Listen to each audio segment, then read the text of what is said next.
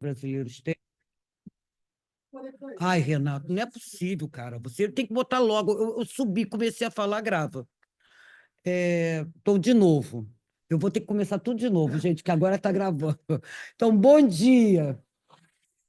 Aí melhorou, agora a gravação vai ficar ótima.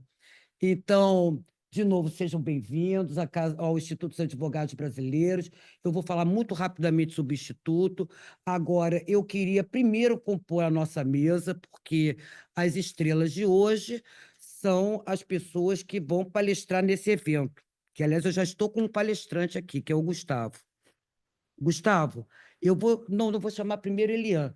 Elian é a presidente da comissão de integração aqui do Instituto. Nós temos várias comissões temáticas e essa comissão é uma das mais ativas no IAB e muito importante. Elian vai hoje sentar na cadeira de Montezuma, porque como eu vou ter que sair, eu não vou poder ficar na mesa. Vamos lá, Elian, uma salva de palmas para ela. A professora Elian, eu não vou dar nenhum currículo dela, porque realmente a Elian, senão eu vou passar a manhã toda falando do currículo de Elian.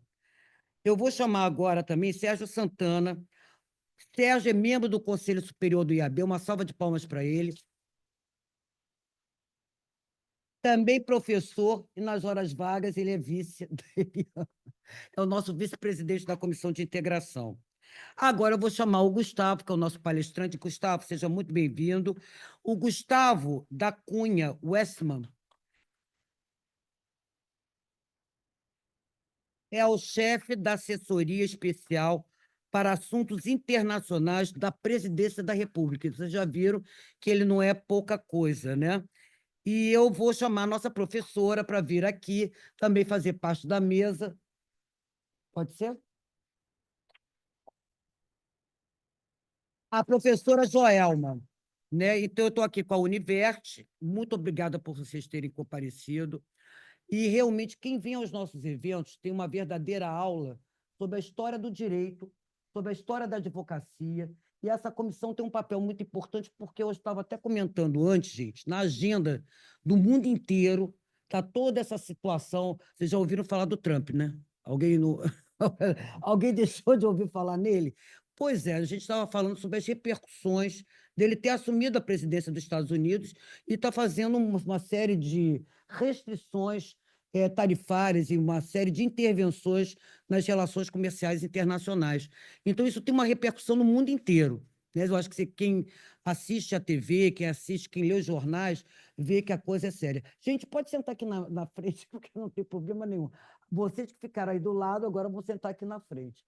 Eu peço para sempre chegar aqui no meio, porque nós estamos transmitindo, aliás, quem nos assiste, faltou saudar, né, virtualmente.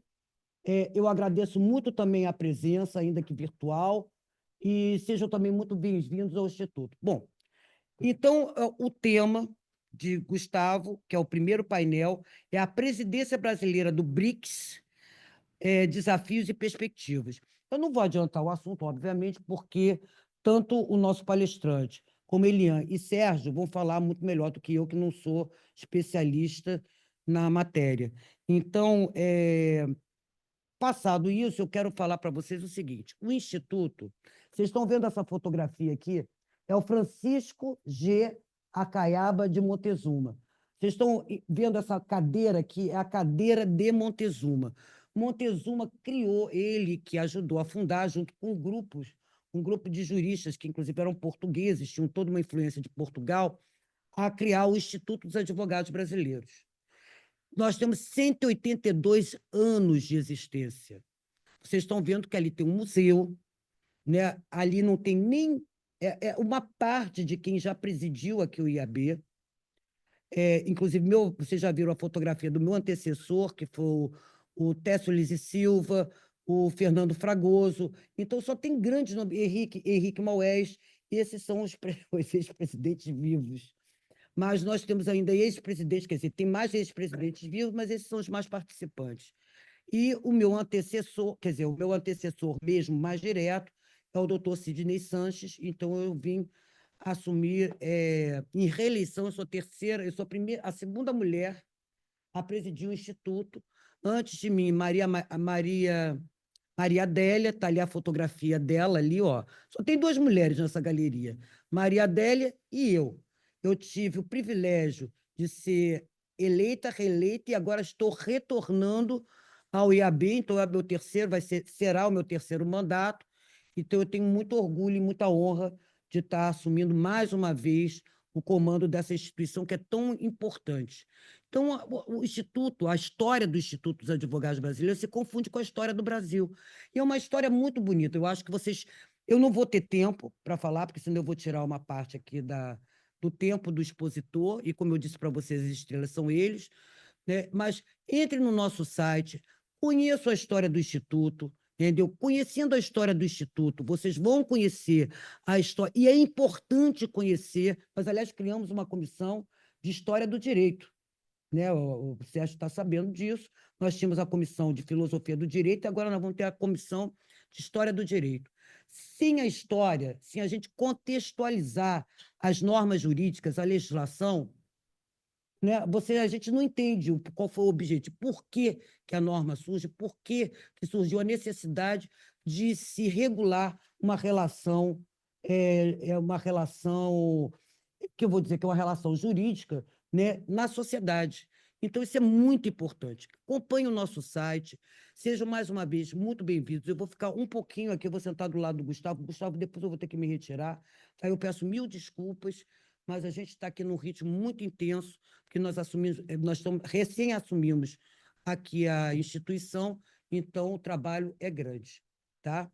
Fiquem à vontade, tenho aqui o doutor Agostinho também, que é nosso companheiro aí não de diretoria, porque o Agostinho não está na diretoria, mas foi um companheiro aqui no movimento que nós criamos e que me trouxe de volta aqui ao IAB.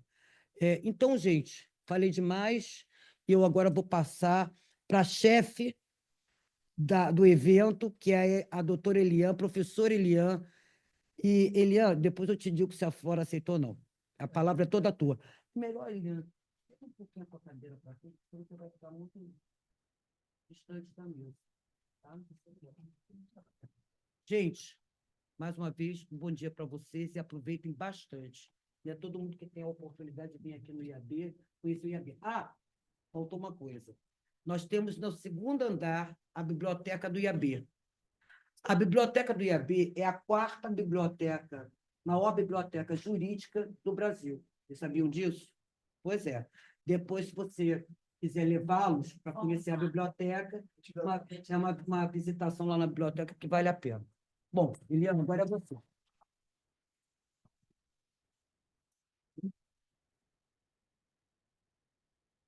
Bom dia a todos, nessa manhã tão florida de alunos aqui.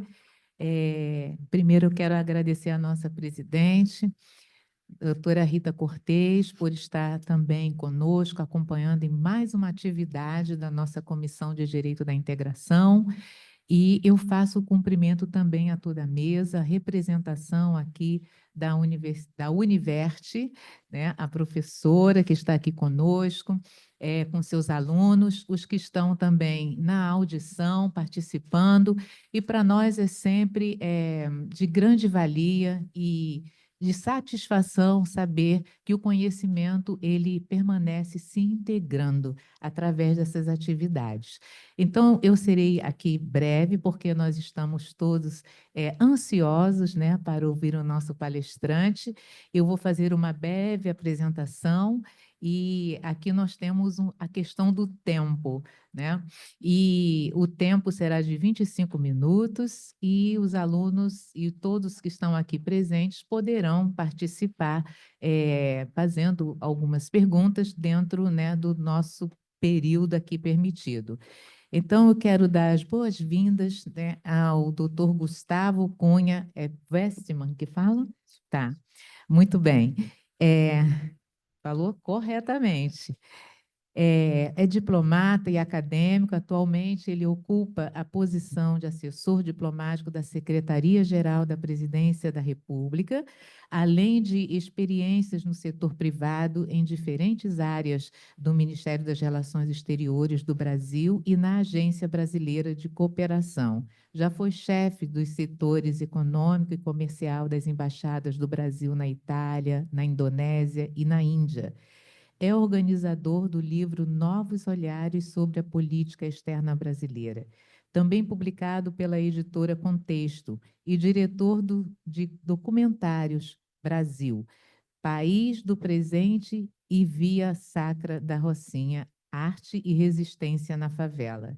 Westman publicou diversos artigos e já foi palestrante convidado em universidades do Brasil e no exterior. Graduado em Direito em Relações Internacionais, possui 3 mestrados, sendo o mais recente pela Universidade de Berkeley e um doutorado em Política Externa pela JGU, na Índia.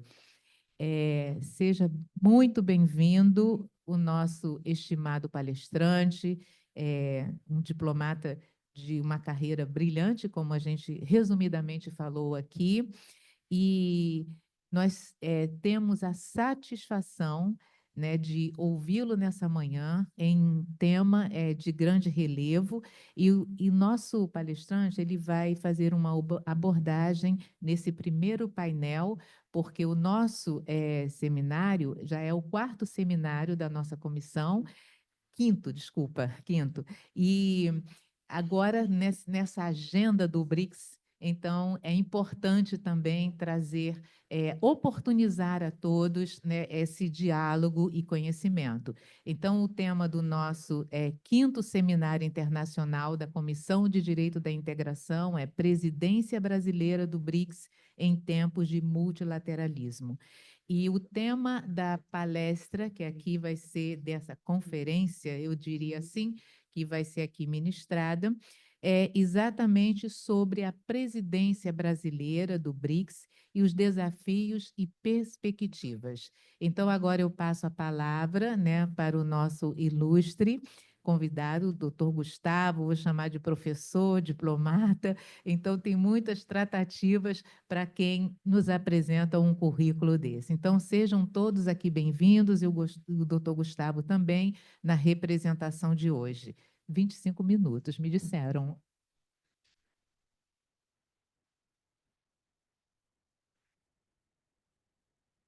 Obrigado. Vou baixar isso aqui, não sei se vai.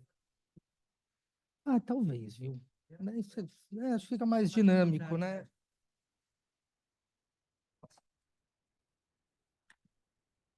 Botar coisa para controlar o tempo. Vou entediar vocês. Bom, gente, bom dia a todas e todos. Um prazer enorme mesmo estar aqui. Eu estava falando com a doutora Rita que eu ainda estou impressionado como é linda essa sala, né? Impressionante, assim, não conhecia. Sempre admirei o trabalho do IAB, acho que é um trabalho muito bacana que é feito aqui. É um papel muito importante aí nessa formação dos futuros advogados e, enfim, pessoas que acabam atuando de alguma forma na área jurídica. Acho que o IAB sempre teve um papel muito importante nisso. Queria agradecer a doutora Rita e parabenizar a nossa segunda mulher apenas. É impressionante, né? Que bom que o mundo está mudando, né? Que bom. Ainda o desafio é grande, né? Mas que bom que a gente vê essas mudanças começando a acontecer. Elian, muito obrigado pela apresentação, um prazer enorme. Sérgio, querido, que a gente tem trocado umas mensagens aí, sempre muito gentil e muito parceiro. Mas principalmente agradecer a vocês aqui presentes, o pessoal que tá nos vendo. Bom, gente, eu vou tentar ser breve, né? Eu tenho esses 20 e poucos minutos que me deram, e vou tentar direcionar um pouco o que eu for falar, mais pensando em vocês mesmo, né? Da área jurídica e tal, para ver se a gente consegue fazer algumas conexões mais evidentes, né? E acho que para falar do BRICS, né? Enfim, dos desafios da presença brasileira, primeiro a gente tem que entender o contexto em que a gente está presidindo o BRICS, né? E a pergunta hoje é, gente, o que está acontecendo com o mundo, né? A gente, acho que ninguém, há 2 anos atrás, poderia imaginar que a gente estaria vivendo um mundo tão caótico, que a gente chegaria em pleno 2025 com tantos retrocessos em direitos, né, adquiridos ao longo do tempo e tanta coisa estranha acontecendo, né? Pensando em estratégia daí de relações internacionais, porque esse é um tema que daria horas para a gente ficar falando sobre isso, a gente pode pensar que o mundo, né, vocês devem ter estudado, um mundo multipolar, unipolar, tal. Talvez a gente esteja vivendo um unimultipolarismo, né? Não sei. Se a gente pensar no eixo político e de segurança, a gente ainda tem os Estados Unidos muito forte, né, hegemônico. Agora, se a gente passa para o eixo econômico, a gente já vê uma China disputando, novos polos econômicos disputando, e geralmente, né, os países que vêm, se a gente for analisar a trajetória histórica, esses países que vêm com uma economia muito forte, eles acabam, ao longo do tempo, tendo uma influência também na política, então é um processo que está acontecendo. A gente vê o caso da China hoje, mas não apenas, a Índia, o Brasil, enfim, tantos outros países emergentes. E daí a gente tem uma esfera que é aquela sociocultural, exercício de soft power, que ainda é um grande ponto de interrogação. Obviamente, os Estados Unidos continua muito forte também nisso, mas realmente a gente vê um Oriente, né, crescendo. Afinal, o que é esse Oriente, né? Acho que vocês, não sei quantos aqui já tiveram a oportunidade de ir para a Ásia. Quem aqui já foi para a Ásia, por exemplo? Olha lá. Mas vocês já devem ter viajado para outros, enfim, tá, eventualmente outros países da América do Sul, né? Então, assim, a nossa visão é muito ocidental, né? A gente tem muita dificuldade em saber o que é a Ásia. Eu já morei, somando tudo, acho que mais de 6 anos na Ásia, sou um grande fã, amo, e ainda não entendi nada, tá? Eu falo indonésio, falo hindi, e ainda assim a gente brinca falando que precisa de vidas para entender um pouco aquela parte do mundo. E daí, quando a gente pensa no BRICS, né? O BRICS nasceu num contexto, exatamente um contexto de crise, não tão grande quanto a crise de hoje, mas a gente está falando daquela crise, né, aquele período de 2008, aquela crise financeira. E daí os países em desenvolvimento falaram, poxa, a gente também tem um espaço, a gente faz parte da solução, né? Uma frase que a gente tem num contexto de COP, ouvido muito e que está ganhando muito peso no Brasil, é nada sobre nós sem nós, né? Ou nada para nós sem nós, é uma frase que os indígenas da região amazônica estão usando muito. E eu acho que é um pouco isso que, numa analogia meio maluca, os países do BRICS falaram, bom, a gente faz parte da solução, a gente precisa estar atuando. E para isso a gente precisa, então, reformar a ordem global, né? Uma ordem global muito ocidentalizada, muito dominada pelos Estados Unidos, uma Europa decadente, enfim, né? Também, e daí falando um pouco da área jurídica, né, para os estudantes de direito internacional, é interessante notar que nesses últimos anos, nessas últimas décadas, a ampliação da agenda, né, dos temas internacionais e que impactam, obviamente, a agenda dos temas de direito internacional ampliou muito, né? Então, o direito internacional passou de uma gestão ou articulação da cooperação, da coexistência entre Estados para uma efetiva cooperação, né? Hoje em dia, efeitos internacionais afetam efetivamente a nossa ordem, né? Os assuntos internos e vice-versa. Os atores também se multiplicaram, e aí talvez seja uma das grandes mudanças, né? Não é só mais o Estado soberano que atua na área na área internacional, do direito internacional. Houve uma multiplicação efetiva de atores, mas a gente continua sem uma governança efetiva que põe as sanções e tal. Então, é uma ordem muito complexa que a gente está vivendo. Bom, por que eu falei tudo isso, né? Acho que essa é uma introdução importante, ainda que eu perdi ou ganhei 5 minutos, mas eu acho que isso ajuda muito a gente entender a presidência brasileira do BRICS, né? Então, o Brasil assume o BRICS depois de um G20, né, que foi um grande sucesso. A gente teve uma presença do G20 muito marcante, muito importante, que deixou legados muito importantes. Agora, a África do Sul, que está presidindo o G20, está struggling, está tendo muita dificuldade. Só esse ano já fui 3 vezes para a África do Sul para tentar ajudá-los a colocar um pouco as coisas no trilho. A gente vê uma ONU extremamente enfraquecida, os acordos e tratados internacionais sendo rasgados e jogados no lixo, né? Em grande parte pelo senhor Donald Trump, mas também por outros atores globais, uma inclinação ideológica, uma polarização global muito grande, e uma crise do multilateralismo, né? Então, assim, a gente pegou um último suspiro aí, que talvez, né, de grande otimismo. Não que isso não vá voltar, né? São ciclos, né? A gente tem características como ciclos. Mas agora o momento é um momento difícil. Então, quando a gente assumiu a presidência, daí eu acho que é importante destacar, a gente deu uma comida de bola num sentido. Enfim, não dá para falar que isso é no sentido positivo nunca, né? A gente bobeou mesmo. Quando você quer abraçar o mundo, você pega muitas coisas. A gente presidiu nos últimos anos a Cúpula da Amazônia, o Mercosul, G20. Estamos agora com o BRICS, COP30. Vamos ter o Mercosul de novo. Isso para não falar de uma série de outras coisas que estão acontecendo. A gente fica difícil de manter o ritmo de ponta em todas essas agendas. E a gente comeu um pouco de bola com o BRICS. A preparação do BRICS veio muito tarde. E a gente não imaginava que a eleição do Trump ia dar um ímpeto tão grande para o BRICS. O BRICS voltou a ganhar um relevo, uma relevância muito grande nesse ano como uma alternativa, né? Uma alternativa dos países em desenvolvimento, propondo um novo sistema de governança global. Apesar disso, acho que a nossa diplomacia e, enfim, as articulações do Brasil são muito boas. Eu acho que a gente conseguiu definir uma pauta muito boa, ainda que tardiamente, para a agenda da presidência do BRICS, e eu vou falar um pouquinho então disso, que eu acho importante para vocês verem como, num momento muito difícil de criar consensos, a habilidade de achar agendas pontuais que não criem grandes divergências é um elemento central. A habilidade de calibrar o nível de ambição é outro. Não adianta você chegar hoje numa qualquer fórum que seja global e falar, não, eu quero reformar radicalmente tudo. Não vai, porque principalmente em grupos ou instituições que dependem de consenso nos seus processos decisórios, é muito difícil, né? A gente conseguir criar grandes mudanças ou gerar grandes mudanças num contexto total. Mas o Brasil acho que atuou com grande pragmatismo, da mesma forma que a gente fez no G20, a gente trouxe um pouco isso para o BRICS. Como é que está funcionando, então, a dinâmica do BRICS? E daí eu entro propriamente na presidência brasileira e os desafios que a gente está enfrentando. Bom, a gente tem um primeiro desafio, que é um desafio de recursos, né? Depois de um G20 grandioso e de uma COP que é grandiosa, o BRICS ficou um pouco...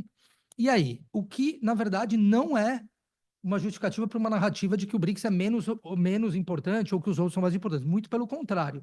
Todos têm um nível de importância bastante equilibrado dentro desse processo, mas o BRICS teve acabou ficando prejudicado em termos de recursos. Isso fez com que grande parte das atividades fossem concentradas em Brasília, né? Então, as reuniões ministeriais, as reuniões técnicas estão acontecendo em Brasília. O que está acontecendo aqui no Rio são as reuniões de Sherpas, de ministros de relações exteriores e a cúpula de líderes que vai ser agora, dias 6 e 7 de julho, também aqui no Rio. Possivelmente no Palácio Capanema, ainda estão resolvendo que logisticamente imagina você botar, vocês conhecem bem, bom, vocês são do Rio, imagina as ruazinhas estreitas, né? Você levar, sei lá, o Xi Jinping, o Modi, não é brincadeira. Então ainda estão quebrando a cabeça aí para ver. Olha lá. Então, a ideia é que isso tenha muito a ver com essa agenda do BRICS, mas assim, ainda estão quebrando a cabeça. A reunião ministerial foi no Palácio Itamaraty, que é maravilhoso, também foi reformado recentemente, mas uma coisa é você trazer chanceleres, ainda que o chanceler da Rússia, o Lavrov e tal, né, um cara que é um alvo, né, de ameaças. Enfim, são desafios interessantes, né? Não são países exatamente pouco visados. Bom, enfim, então, isso posto, qual que foi a estratégia da presidência brasileira, dos negociadores brasileiros? A gente identificou 6 temas prioritários, né? Um deles foi saúde, que é uma área na qual o BRICS já tem uma grande tradição de cooperação, tá?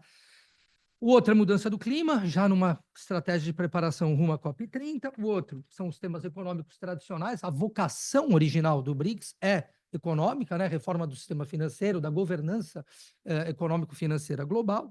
O outro é inteligência artificial, que acho que é um tema hoje que é impossível levar qualquer agenda adiante sem falar de inteligência artificial. E vocês, jovens aí, ou já advogados ou futuros advogados, eu acho que esse é um tema que vai ser fascinante para quem for para essa área. Seguramente vai dar muito dinheiro para quem se especializar nos próximos anos nisso, não é? O outro é o aprimoramento institucional do BRICS, obviamente com essa expansão, né? Como é que as coisas funcionaram, e o fortalecimento do multilateralismo, né? E da reforma da governança global. Então, esses foram os 6 grandes temas. Vou passar muito brevemente sobre cada um, e acho que vai dar o tempo certo da minha fala, para depois a gente poder bater um papo de uma maneira mais interativa. Bom, só uma observação que eu acho importante. O BRICS é um tripé, né? Ele tem o tripé político e de segurança, o econômico e financeiro e o people to people. Então, vou fazer só uma observação sobre o people to people, que acho que é relevante também, e daí eu entro nos temas. O people to people, ao longo dos anos, tudo que não encaixava no político e de segurança econômico e financeiro, fala, vai lá para o people to people. E o people to people, historicamente, acabou perdendo um pouco a sua relevância. Isso inclui, hoje em dia, juventude, business, sindicatos, sociedade civil, tribunais de conta, tribunais superiores, presidentes de cortes superiores, parlamentos, tudo que não é aquela agenda hardcore assim, do BRICS. E uma das coisas que o Brasil está fazendo é trazer de volta para o centro, people to people, para a gente ouvir essas vozes como parte fundamental do embasamento dos processos decisórios por parte dos negociadores. A gente não consegue, hoje em dia, tomar decisões eficazes sem participação de novas vozes. O governo está provado por A mais B que nos dias de hoje o governo não tem, isso é uma tendência natural, os governos não têm mais condições por si próprio de tomarem decisões sobre uma grande variedade de temas sobre os quais ele não tem capacidade de se aprofundar. Então a gente precisa ouvir cada vez mais vozes. E o Brasil, a presença do Brasil está puxando essas novas vozes, como fez no G20, estamos fazendo isso no BRICS também. Bom, observação, né, desvio feito. Quais os grandes temas? Vamos lá. Saúde. A saúde, o BRICS já tem uma tradição de agenda de tuberculose e tal, mas o objetivo realmente da presença brasileira é criar uma parceria, ou avançar a parceria para a erradicação de doenças socialmente determinadas, ou aquelas doenças tropicais que são negligenciadas. Doença de país pobre, é isso. De país em desenvolvimento, tá?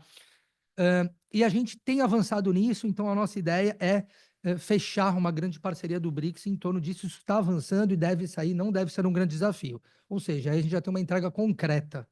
E isso é uma coisa também muito importante, o Brasil tem se destacado nisso, né? A gente não precisa entregar ao mundo, a gente precisa entregar tudo, mas se você fizer poucas entregas que sejam concretas, permanentes e duradouras, com isso você já está deixando uma contribuição efetiva. Mudança do clima, né? Mudança do clima acho que é um tema fascinante, não sei o quanto de vocês são interessados por essa agenda, é um puta tema hoje, acho que é o tema do momento, pelo menos no Brasil, por causa da COP, né? Inclusive fala-se muito nisso.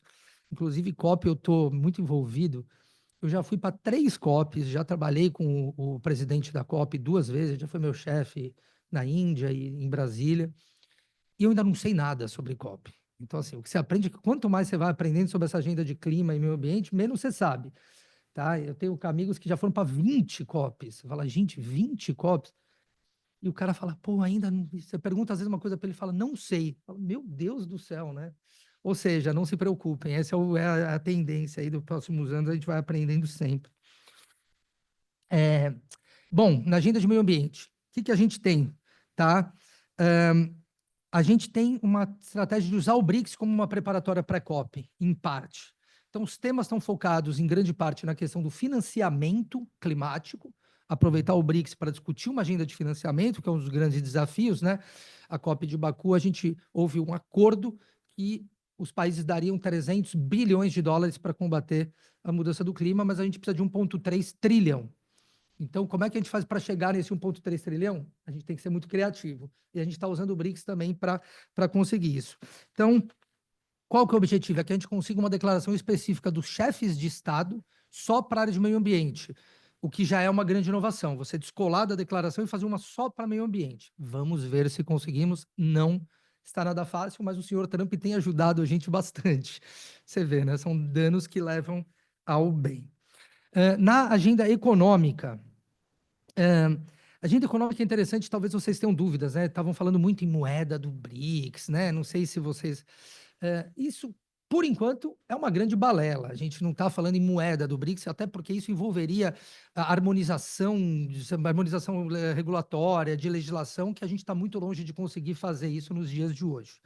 Mas o objetivo mesmo do Brasil é avançar em facilitação de comércio, né? De reduzir os custos de operação E, obviamente, discutir formas de pagamento em moeda local, que está longe de ser a criar uma moeda do BRICS, né?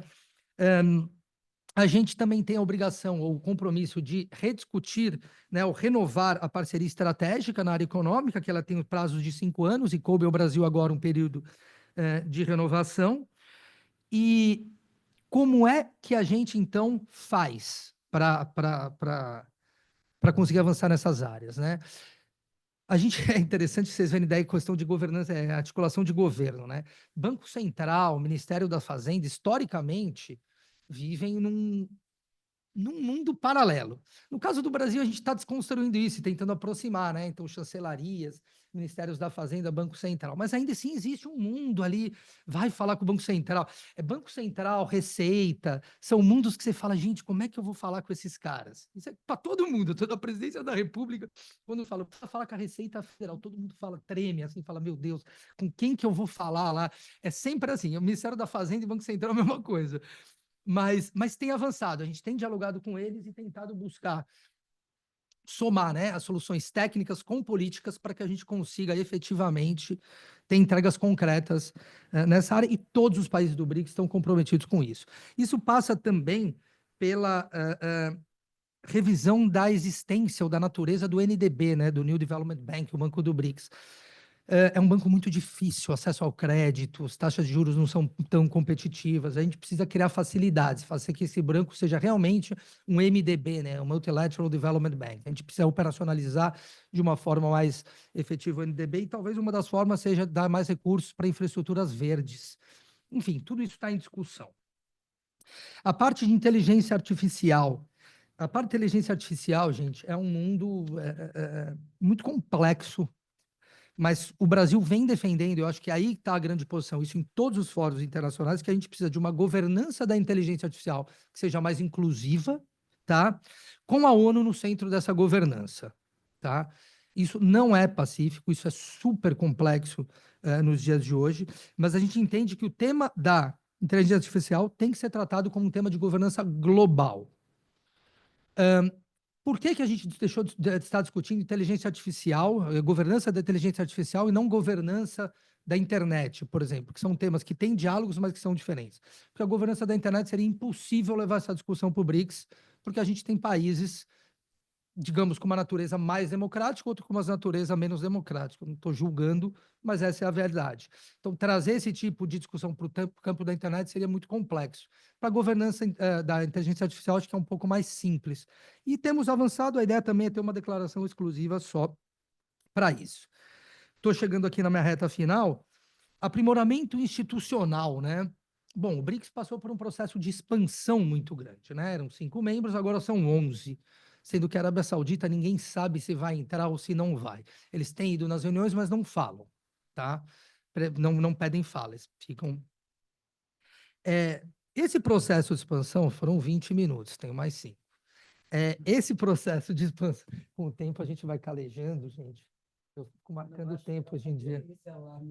Eu faço... Até porque, geralmente, quando eu vou, minhas falas costumam ser mais curtas. Daí você tem que falar rapidinho, sabe?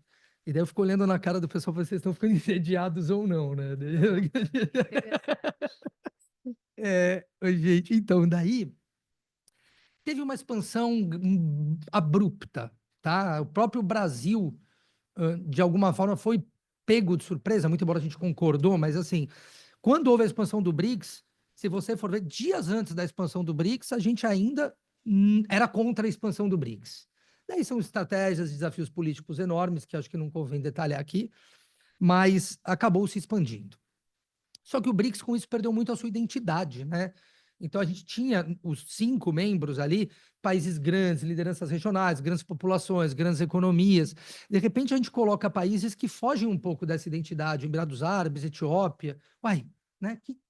Que une esses países? E a gente, então, está na busca agora dessa nova identidade do BRICS, e cabe ao Brasil um papel muito importante nisso. Então, a gente precisa, primeiro, revisar os termos de referência do BRICS, né? Que falam o funcionamento do grupo. Agora, a gente tem novos membros. Qual vai ser o papel desses novos membros? Como é que vai funcionar? Por exemplo, uma das coisas é que precisa ter o depósito dos instrumentos aprovados pelo BRICS. Todos os países que aderiram têm que aceitar tudo que já foi decidido pelo BRICS antes. Então, isso já faz parte do processo de entrada.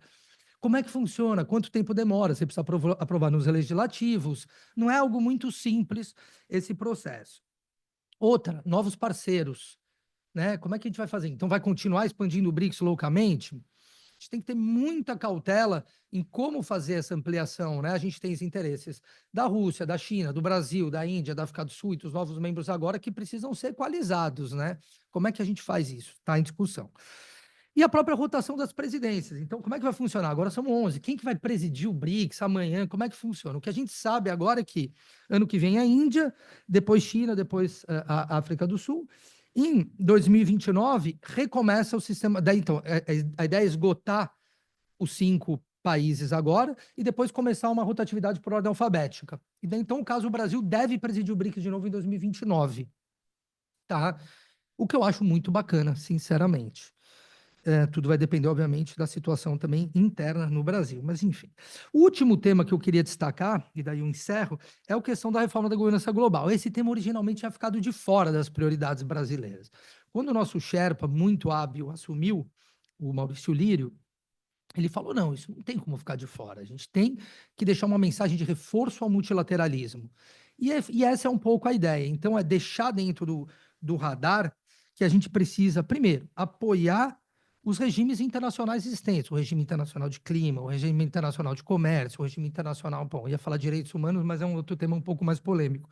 Mas, enfim, aqueles regimes que já existem. E reforçar o multilateralismo. A gente está tendo hoje um processo de ataque direto de uma parte do mundo contra, né, o sistema multilateral. O sistema multilateral, gente, ele interessa muito ao Brasil, por quê? O Brasil é uma potência média, tá? Vamos ser muito realistas. A gente não é uma potência global, a gente é uma potência regional, talvez, sim. E eu acho que para virar uma potência global, sinceramente, vai demorar muito, se é que a gente quer. A gente quer virar isso vai, se a gente vai começar a parar de investir em ter uma sociedade para comprar arma, não sei se vale a pena, sinceramente, né? Como uma potência média de projeção regional, ao Brasil interessa fortalecer o sistema multilateral, porque é ali que ele vai ter um espaço de fala e vai conseguir ser efetivamente ouvido. No tete a tete, né, no mano a mano, se a gente sentar na mesa com a Rússia, com a China, com a Índia agora também, com os Estados Unidos, a gente vai perder. Eles são mais, né, fortes em termos tradicionais. Mas o Brasil é uma grande voz, o Brasil é uma voz de moderação, é uma liderança, o Brasil é ouvido. Onde o Brasil vai, todo mundo quer ouvir o Brasil. Onde tem um problema, o Brasil é chamado para ajudar a resolver. E é isso que interessa para a gente. Agora, isso só funciona num sistema multilateral que funcione. Se não tiver multilateralismo, a gente dança. Então, é um pouco isso, né? Então, a gente precisa de um sistema que seja mais incluído, no qual os países em desenvolvimento tenham mais voz. Gente, esse é um pouco o panorama geral da presidência brasileira do BRICS. Os desafios são enormes, mas eu acho que a gente evoluiu muito, conseguimos avanços importantes. Agora, em julho, vai ter a cúpula de líderes, que é quando, de alguma forma, encerra o grande volume da presidência brasileira do BRICS. Ela vai até o fim do ano, mas por causa da COP foi uma estratégia de governo que a gente encerrasse, então, ó, encurtasse os processos para que em julho a gente já tivesse quase tudo encaminhado.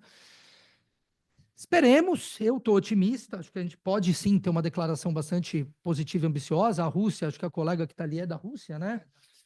A Rússia tem muito interesse no BRICS hoje, a China tem, o Brasil tem, a Índia tem, a África do Sul, os novos países estão super empolgados, então eu acredito sim que a gente vai conseguir, e com o apoio dessas novas vozes da sociedade, né, do setor privado, chegar a resultados bastante, se não bastante ambiciosos, mas seguramente bastante pragmáticos durante a presidência brasileira do BRICS.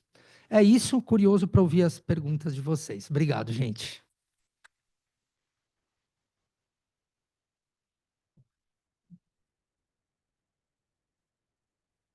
Bom,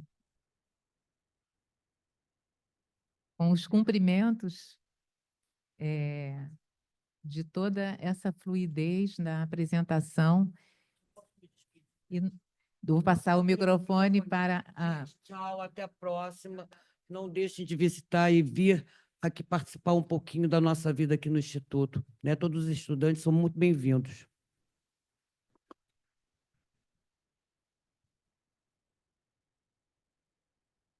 Bom, Bom, gente, a democracia ela impera de tal forma que a gente não tem formalidades aqui. Todos participam e foi uma palestra, eu diria, de uma forma muito fluida, dinâmica, e para a gente que está sempre na sala de aula, isso é muito importante, porque toma a atenção do aluno e mostra esse interesse no tema que está sendo exposto. Então, eu fiz algumas pontuações aqui, mas eu gostaria de primeiro, já que a gente está com tempo, né, doutor Sérgio? Está com tempo? E deixar para que a plenária participe e depois, então, eu vou fazer algumas observações positivas, tá?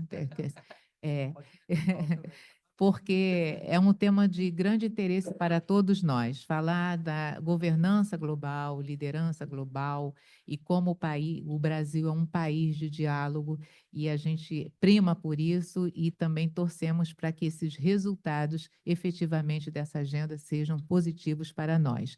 Então, eu gostaria de saber se tem alguém no nosso plenário, né? Já, mas você, calma. Nossa participação aqui do plenário. Estamos hoje, a todos que estão aí na nossa audição, a sala, né, do plenário, ela está toda tomada de juventude. Eu estou até me sentindo mais jovem hoje. Tanta juventude respirando no mesmo lugar. Então, eu gostaria de passar, então, o microfone para a primeira pergunta do plenário.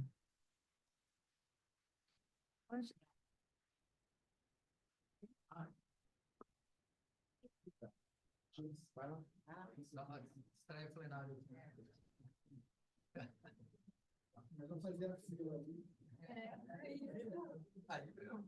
Eu queria saber a opinião do Dr. Gustavo sobre a polarização, um pouco relacionada à pauta do BRICS que você falou. Nesse ano nós vimos essa polarização aumentar com a taxação, e muito relacionado à questão da tecnologia. De um lado, os Estados Unidos priorizando a taxação desses materiais industrializados já tecnológicos para a China, muito relacionado com a IA, e de outro, a China taxando a exportação de minerais críticos para os Estados Unidos. Eu queria saber a opinião do Dr. Gustavo, como que você acha que o Brasil pode se comportar nessa situação?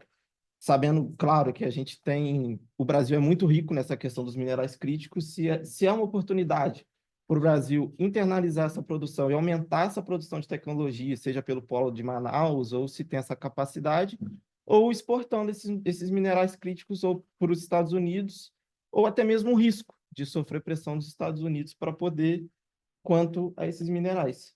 E muito relacionado também à questão da Amazônia, que grande parte está concentrada lá e é protegida. Tem outra relacionada às IAs também. Pode fazer de uma vez? O senhor vai fazer a monografia hoje, não, né? Não. É só que surgiu agora. Você acha que... Você falou que a pauta do BRICS também essa questão da ONU tentar intermediar essa questão desse controle da IA como um controle global. Mas a gente viu também nesse ano essa polarização das IAs aumentando essa tensão entre China e Estados Unidos com o ChatGPT e DeepSeek. E isso incentivou muito também essa questão da taxação e teve muita influência. Você acha que a ONU tem essa capacidade de intermediar e conseguir controlar essa situação fazendo essa unificação? É só isso. Bom, mais uma pergunta, a gente vai fazer 2 rodadas de 3 perguntas. Então, vamos fazer essa primeira, e eu não sei como é que eu me refiro a Vossa Excelência, Gustavo. Então, a terceira pergunta.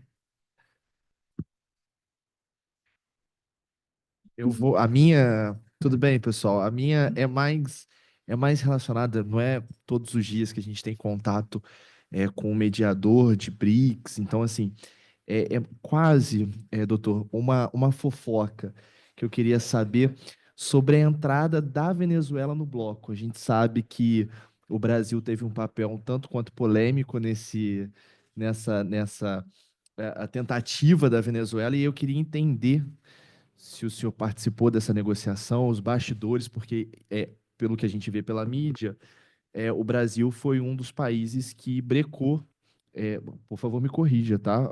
Se eu tiver errado, mas tinha brecado a entrada da Venezuela, e aí, como a gente tem um negociador aqui, eu queria saber desses bastidores, o que ocorreu, e a gente sabe que, historicamente, o Brasil tem um contato com a Venezuela mais próximo, e aí, para a gente entender o que está acontecendo, e aí também é só uma dúvida pessoal mesmo, a questão do banco, do BRICS, que se o banco ele a presidenta, o presidente é indicado por quem governa o BRICS naquele ano. Então, por exemplo, a gente está com a Dilma coordenando o banco, e eu queria saber se, quando trocar a presidência, se troca também a presidência do banco ou se é o mesmo tempo. Só isso, bem rapidinho, mas o fofoqueiro de carteirinha. Bom, eu vou passar então a palavra para o Gustavo, ele me permitiu chamá-lo assim, e na próxima a gente vai ter mais uma rodada, tá? Bom, gente, bacana, bacana. Acho que bacana essa interação e essas perguntas. Perguntas rápidas, mas não simples, né, meu caro? Então vamos lá. Mas começando pelo começo, como é que você chama, cara? Brian. Brian, vamos lá. Suas duas perguntas, tentarei ser bastante objetivo também. Bom, a polarização, né? Uma coisa que eu acho importante destacar é que o BRICS ele não é contra o Ocidente ou contra o Hemisfério Norte, né? O Norte global, se assim podemos dizer. Mas o BRICS tem como um dos seus pilares a luta por maior espaço de países em desenvolvimento nos principais processos decisórios globais. Então, isso é uma primeira coisa que é importante ter no radar, porque o BRICS muitas vezes é associado assim como contra-ocidental. Não é isso que define a identidade do BRICS. Então, nesse contexto, o Brasil tem se posicionado de uma forma mais voltada a tentar achar soluções e consensos, mas, obviamente, no contexto atual, com essa agressiva dos Estados Unidos, para a gente interessa estreitar os laços com os países do BRICS. Não é à toa que o presidente Lula agora fez uma viagem para a Rússia e para a China. Foi polêmico? Para muitas pessoas foi, para outras não, acho que não convém. Mas o Lula, por exemplo, agora está indo para a França exatamente para mostrar que não tem nenhum alinhamento automático, muito pelo contrário, o Brasil não está alinhado necessariamente com um ou outro, uma outra posição dentro desse mundo extremamente polarizado. É o histórico da atuação diplomática brasileira. Tem lados bons e lados ruins, mas é assim que a gente costuma atuar. Esses desafios atuais geram muitas oportunidades. Eu acho que isso que é uma coisa bacana que a gente tem que aproveitar, né? Toda essa disputa e as próprias taxas dos Estados Unidos, elas tendem a favorecer rearticulações entre países, mas internas dentro dos próprios países, para suprir o que isso vai impactar negativamente os processos produtivos internos. Então, o Brasil tem uma oportunidade real de aumentar a produção de suas tecnologias domesticamente. Agora, isso passa por uma política industrial que, historicamente, no Brasil é muito difícil de ser feita, né? A gente teve avanços importantes agora, o vice-presidente Alckmin, que é o ministro da Indústria e Comércio, está à frente desse processo, tentando buscar ou acelerar o processo de reindustrialização, se a gente pode dizer, do Brasil.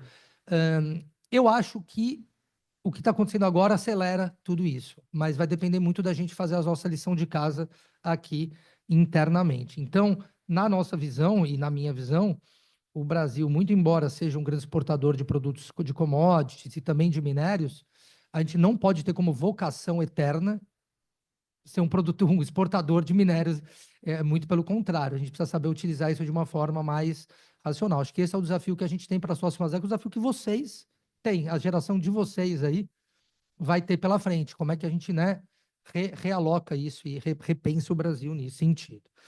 Com relação à ONU intermediar, a governança da inteligência artificial, olha, Brian, se você me perguntar sinceramente, a ONU tem condição? Não.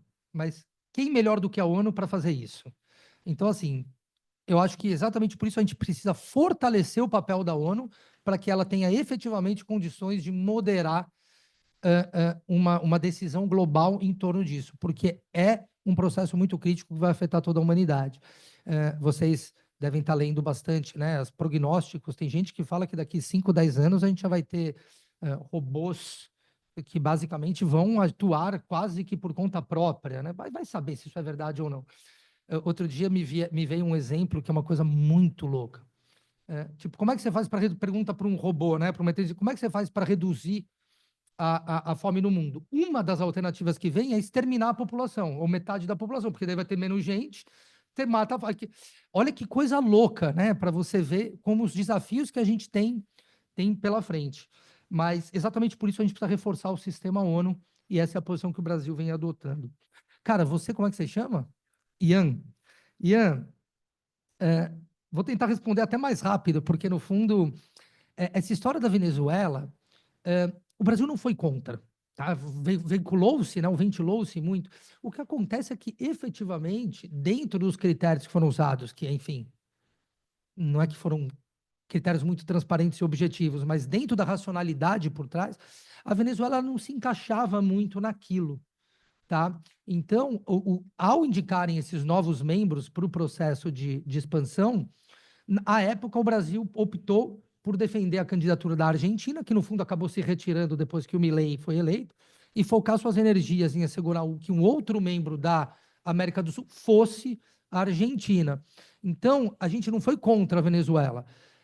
O que aconteceu é que a gente exatamente também não é que super bancou a candidatura dela, mas foi uma decisão efetivamente coletiva, e havia muitas candidaturas, eu lembro, nossa, chegava todo dia uma candidatura nova, com um papel determinante da China na indicação desses novos membros. Isso não dá para negar, tá? Mas o Brasil não foi contra, não. É que realmente a Venezuela... Por que a Venezuela? Entendeu? Olha, poxa, sabe?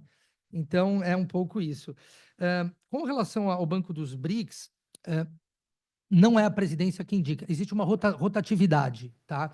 O presidente ou a presidenta, agora é a Dilma, que foi reconduzida, né, ao cargo. Então, por exemplo, ela já era no mandato anterior, que passou por vários países e foi reconduzida agora. E daí o presidente sendo de um país, os vice-presidentes, os outros países indicam. Tá? Então, hoje, no caso, tem a presidente brasileira, os outros 4 países fundadores, membros, né, são 5, os outros 4, cada vice-presidente é indicado por um país, é um cargo completamente político. E daí, quando desce para as diretorias, entra num nível um pouco mais técnico, muito embora ainda sejam cargos muito altos. Então, essa é a dinâmica do BRICS, e daí tem, com certos períodos de tempo, roda o tipo de vice-presidência. Então, sei lá, vice-presidência de, não sei, projetos e etc. Daí muda de país, tal. É assim que funciona. Agora, a gente acredita que a Dilma, acabando esse mandato, um outro país, e daí uma pactuação política deve indicar o seu presidente. Muito bem. Agora nós vamos fazer a segunda rodada de perguntas. Aí, doutor.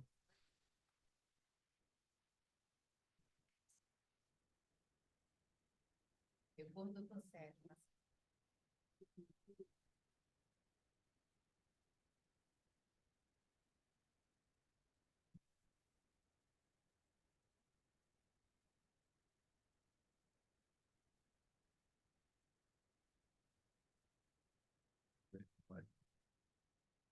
Bom dia a todos. Quero cumprimentar a mesa e especialmente por essa oportuna iniciativa de promover esse evento. Quero também cumprimentar a exposição do nosso expositor, mas eu queria, assim, basicamente, 3 questões que poderia apresentar. Posso?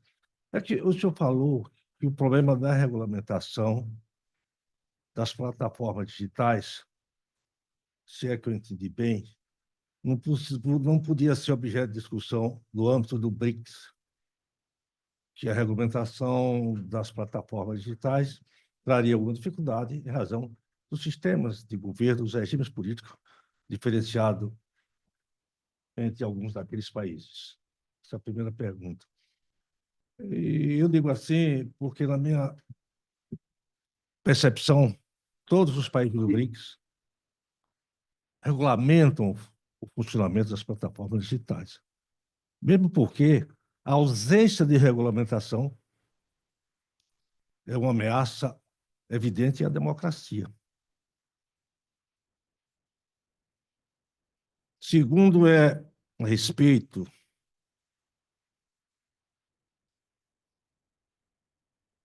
do... Eu não sei se o problema da nova rede, da nova rota da seda está objeto também de reflexão. Então, eu gostaria de saber se essa nova rota da seda, que se revela e se materializa através dos investimentos chineses aos seus parceiros comerciais, se essa nova rota da seda, ela objetiva promover crescimento, promover desenvolvimento para os seus países parceiros.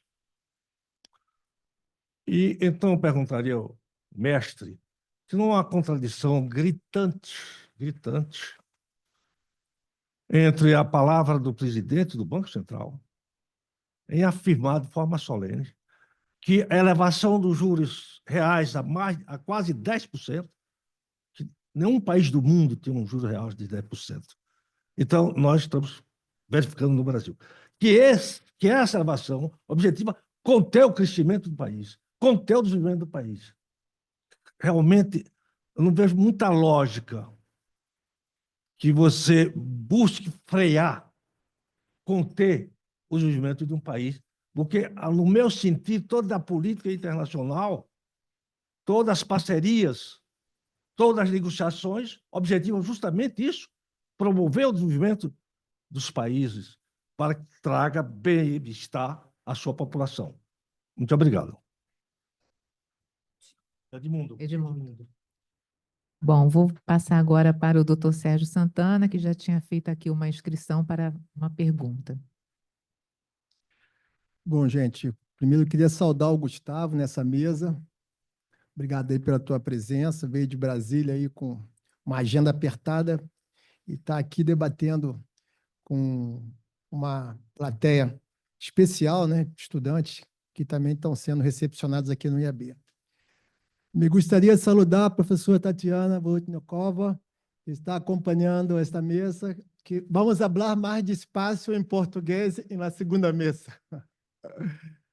Eu queria falar o seguinte, ano passado nós tivemos o G20 e nós tivemos uma iniciativa do Conselho Federal da OAB, aqui no Rio de Janeiro, na Cidade das Artes, que foi um encontro das ordens de advogados dos países do G20 e a delegação da China, a delegação da Rússia, a delegação dos Estados Unidos, alguns participaram presencialmente, outros participaram pela internet, na qual nós debatemos temas, Gustavo, como saúde, saneamento básico, inteligência artificial, contratos, que eram temas importantes, inclusive para os advogados e para o desenvolvimento desses países.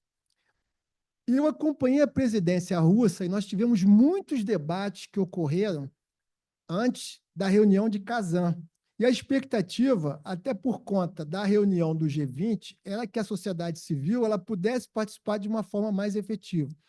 Então, eu queria, Gustavo, não fazer uma pergunta, mas dar uma sugestão, você que está atento junto com os diplomatas, debatendo esses temas, que sem prejuízo, né, de nós termos no segundo semestre uma agenda muito complexa por conta dos desdobramentos da COP30, que a sociedade civil continuasse a debater, e eu acho até que eu tenho, até por ser conselheiro da OAB, né, forçado junto na OAB, com esse tema, com a presidente Ana Tereza Basílio, lá com o contato lá que eu tenho no Conselho Federal, o presidente Marcos Vinícius, que foi presidente do Conselho Federal, e outros contatos de conselheiros, inclusive a doutora Rita é conselheira agora federal, no sentido de que os países dos BRICS eles possam fazer um evento nos mesmos moldes do ano passado. Então, ano passado foi o Liga ao G20 e esse ano seria o Legal BRICS, para tratar de temas interessantes que poderiam, inclusive, ter a participação dos alunos e da sociedade civil que tem tanto interesse nos desdobramentos, nesses temas em que o Brasil tem sido protagonista. Muito obrigado. Mais uma pergunta da plateia? Mais alguém? Então, vou passar o microfone para o Gustavo responder e aí a gente já vai fazer o encerramento posteriormente. Obrigado, Eliane. Bom, vou começar rapidamente aqui pelo fim, depois eu volto às perguntas do doutor Edmundo. Sérgio, eu acho que é uma provocação muito válida. Existe, eu estava até tentando achar aqui, uma articulação para fazer um Legal BRICS, tá? E eu acho importante, eu vou fazer essas pontes, essas conexões, mas efetivamente, a presidência brasileira do G20 e a presidência brasileira do BRICS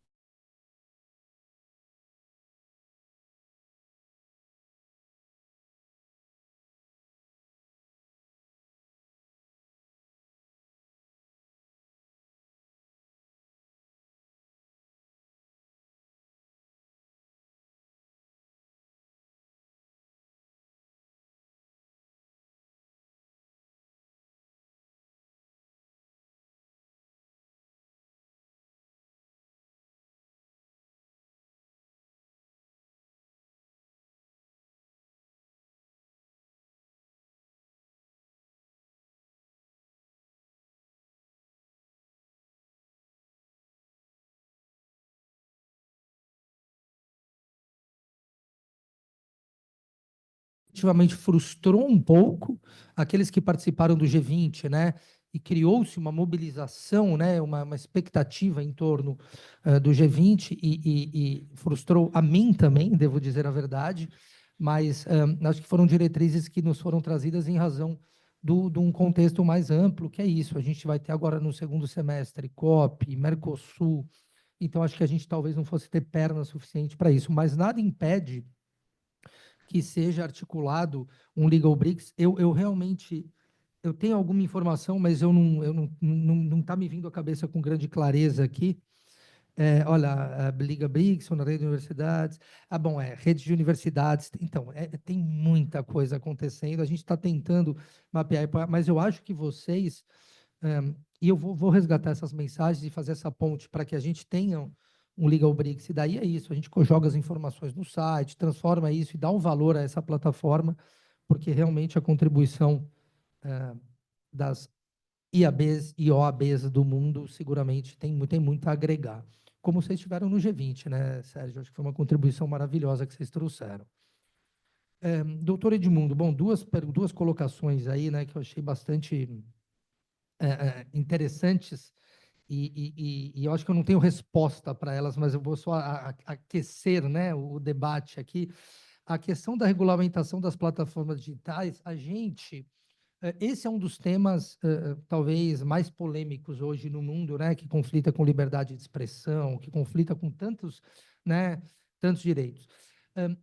Foi exatamente ciente de que esse é um tema que gera mais polarização e mais divergência do que consenso, que a gente desviou o foco e focou em inteligência artificial, porque é um tema que ainda está embrionário, que ainda... E daí você deixa uma mensagem, você não precisa ir a fundo da coisa. Não, precisamos de uma governança multilateral do processo. E aí o recado está dado. Quando você começa a entrar em regulação de plataforma, a gente já está num nível que você começa efetivamente a entrar em legislação, né? E harmonização de legislação entre os países, que são processos muito complexos. E acho que foi um pouco isso que impulsionou essa decisão do Brasil. Eu entendo que dentro do BRICS os países têm uma inclinação mais regulatória, né? Embora de níveis bastante diferentes. E aí é quando a coisa começa a pegar, sabe? Até porque você começa a vender narrativas que realmente podem ser distorcidas ou defendendo um ou outro interesse. Então, por isso, a gente optou por se distanciar, evitar essa polarização, buscando aquilo que eu falei no começo, né? Buscar consenso dentro de um mundo já suficientemente polarizado. Com relação à nova Rota da Seda, acho que é muito interessante. Ela é efetivamente um processo, enfim, uma estratégia chinesa, né? de oferecer, enfim, de financiar projetos, né, no mundo inteiro, e assim, obviamente, promover o desenvolvimento, ou parte-se dessa premissa que seja assim. O que acontece com a Rota da Seda? E daí eu tenho que ter um pouco de cautela, ou vamos pensar como é que eu vou colocar isso. No fundo, é concessão de empréstimo, tá? Alguns a taxa de juros mais favoráveis, outros a taxa de juros menos favoráveis. O que a gente tem visto, no entanto, obviamente não seria o caso do Brasil. Muitos dos países aos quais a China tem feito os empréstimos acabam ficando, como é que se diz? Acabam sendo cooptados pela China porque não tem condições de pagamento. Daí você começa a renegociar a dívida e você entra numa espiral de cooptação, né? Não seria o caso do Brasil, mas o Brasil optou por não aderir automaticamente à Rota da Seda e dialogar com isso. Obviamente, a gente quer investimento chinês, a gente tem interesse nisso, é claro que temos, mas talvez a gente não precise adotar isso, até porque existem condicionalidades. A adesão à Belt and Road Initiative, ela impõe condicionalidades que para a gente talvez não interessem nesse momento. O Brasil já é um país muito grande, muito robusto, com uma economia muito forte. Eu acho que a gente pode trabalhar ou negociar os empréstimos chineses de outra forma, pelo menos por enquanto, acho que é nessa posição. Agora, uma coisa eu concordo enfim, o governo atual tem dito, né, e eu defendo muito. Eu acredito, e falo isso abertamente, que os juros altos do Brasil é o que vai destruir o país. Se a gente continuar com juros nesse patamar, a gente está lascado. Ah, não, mas tudo bem, precisa ter os juros altos, ainda mais no momento agora, porque senão vai ter uma fuga de capital. Tem 1000 narrativas aí. Eu não estou falando que agora, amanhã, tem que baixar os juros para 7%. Eu não estou falando isso. Mas, efetivamente, manter os juros no nível que é nesse patamar que a gente tem é completamente insustentável em qualquer horizonte de tempo eu diria até curto prazo, mas eu vou dizer médio e longo prazo aqui, porque eu sou um funcionário do governo. Então, isso é algo que a gente precisa efetivamente equalizar. Não sou economista, não tenho a fórmula. Se eu tivesse, eu estaria vendendo e ficando rico. Mas eu concordo que juros altos, do jeito que a gente tem hoje, vai, em algum momento, explodir uma panela de pressão que a gente não vai ter condição de segurar. E os impactos serão muito danosos para a economia brasileira. Enfim, fica aí o... Muito obrigado, Gustavo. Antes da gente concluir aqui, eu queria uma saudação especial da professora Joelma, que veio com seus alunos, e também o professor que acompanha aqui, Iago, Ian. Tem problemas para nomes. Algumas referências que, na realidade, nós vimos nessa manhã, como eu disse inicialmente, foi como uma aula muito fluida e sem aquelas formalidades. E isso parece que ativou mais ainda para que o nosso interesse sobre esse tema se aprofundasse. E eu creio que esse possa ser o primeiro de muitos outros encontros para que nós possamos ter esse espaço que o IAB nos oportuniza para dialogar. E o BRICS, ele traz isso também. E hoje, nessa manhã tão ensolarada do Rio de Janeiro, nós fomos afortunados por uma palestra ou um diálogo fluido e sem essas formalidades. Talvez não tivéssemos essa noção de como seria isso. E eu estava me reservando para mais formalidades, como é comum aqui no IAB. Mas o que nós vimos? Uma grande sala de diálogo, de conversas, e eu me senti como se estivesse dentro da sala de aula lá na UF, Sérgio. Então, os alunos participando, perguntando, porque é isso que a proposta é essa, é a participação nossa. Então, a sociedade civil, todos esses projetos e agendas que foram colocados aqui, não nos aprofundamos no tema de direitos humanos, obviamente, mas em todos eles temos humanos. E nessa semana que se passou, na quarta-feira da semana passada, nós tivemos um encontro na Romênia, sobre a questão da digitalização e democracia. E foi falado de vários aspectos, dentro deles a preocupação sobre a questão, obviamente, da inteligência artificial. Como que nós vamos lidar com isso? E o BRICS traz também, dentro das suas temáticas, da sua agenda operacional, esta preocupação entre desenvolvimento, economia, política, e nós vimos aqui talvez uma tratativa que parece muito mais aproximada a nós do que a que nós ouvimos, talvez, por representações, outras representações diplomáticas. Então, hoje nós podemos ter esse contato, essa intimidade com um tema que é tão, talvez, complexo e técnico, como eu disse, falar com alguém do Banco Central, a gente já sente no corpo os efeitos do gelo, né? Então, nós percebemos isso. E uma outra referência que eu tinha colocado aqui, nessas observações dessas temáticas, sobre a questão da saúde e as mudanças climáticas e a própria, o desenvolvimento da economia dentro das questões climáticas também, e que hoje tem muitos debates na ONU, e a gente leva isso também para a academia, e a renovação econômica, estratégica e também que os BRICS nos apresentam. Uma outra anotação que eu coloquei aqui, que o nosso ilustre consórcio Edmundo também falou sobre a questão da governança da inteligência artificial. Por que o termo governança? Nós tivemos uma verdadeira aula hoje, né? E foi realmente um esplendor. Então, a inserção de novos membros, a recepção desses novos membros, e me faz lembrar das aulas de direito internacional sobre os tratados, né? Quando se faz os tratados, os efeitos desse tratado, quem sai, quem entra, como vai ficar. E isso nos remete a outras lições que nós também aprendemos na economia, dentre elas a responsabilidade desses estados também internacionalmente. A questão do multilateralismo, que é a palavra, se nós colocarmos na internet hoje, né, de todos 99% dos discursos, vamos ouvir isso também.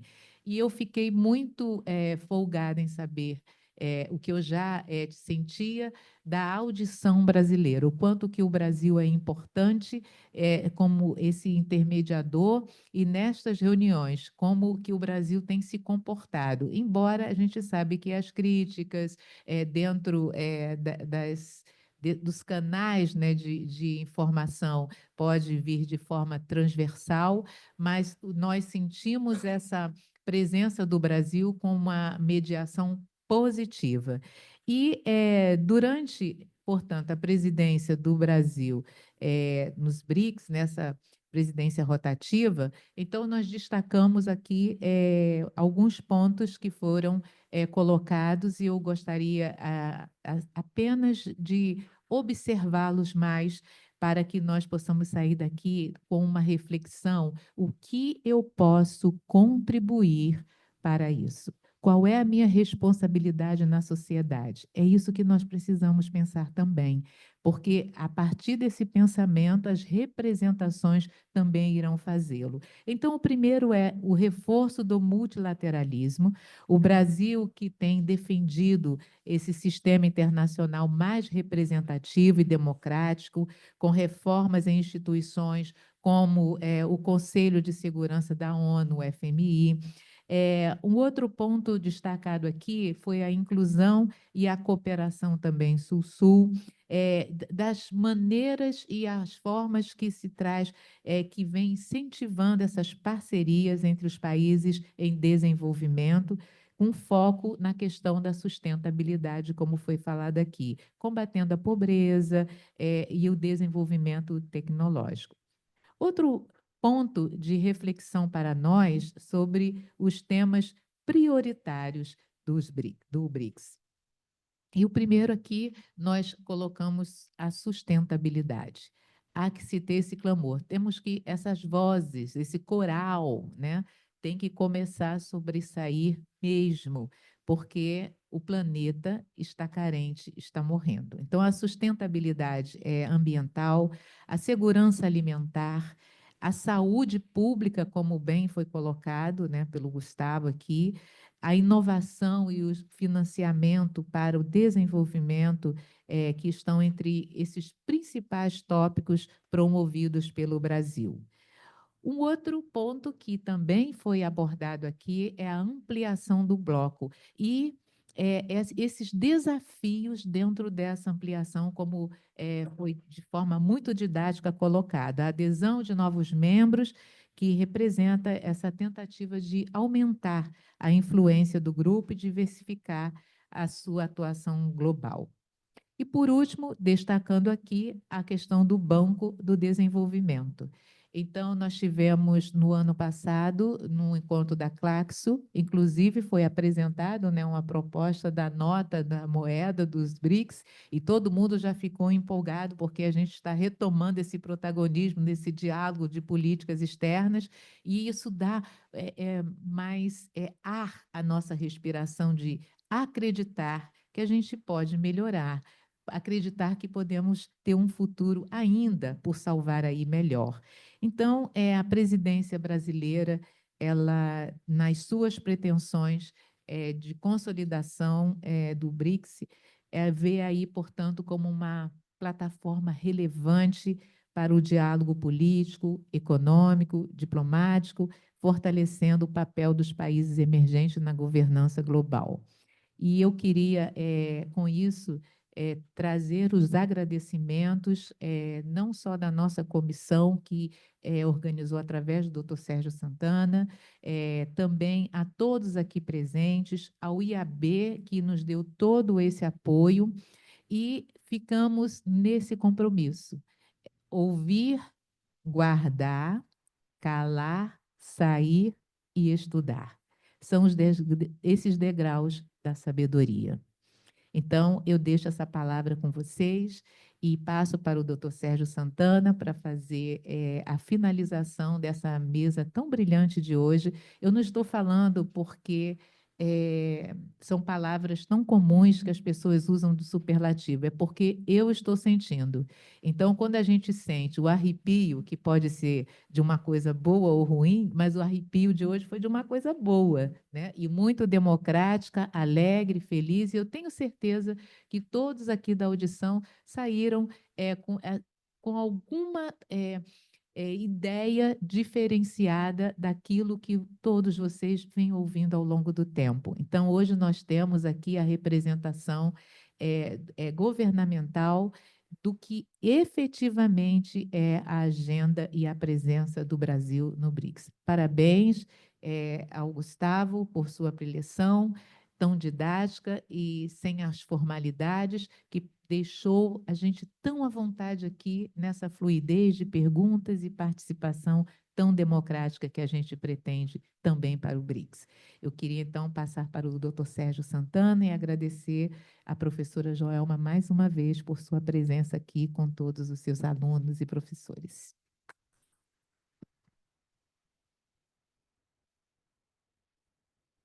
Bom, gente, fazendo o encerramento da mesa, agradecendo aí a moderação sempre diferenciada da professora Eliana, agradecendo a participação do Gustavo, né, esse querido diplomata aí que vamos convidar para integrar a Casa de Montezuma e a nossa comissão, convocando a todos, né, sei que vocês têm atividades lá na UAB, mas vamos ver se conseguem conciliar essas responsabilidades aí na UAB e o acompanhamento do seminário, que eu tenho certeza que vai ser muito qualitativo para todos.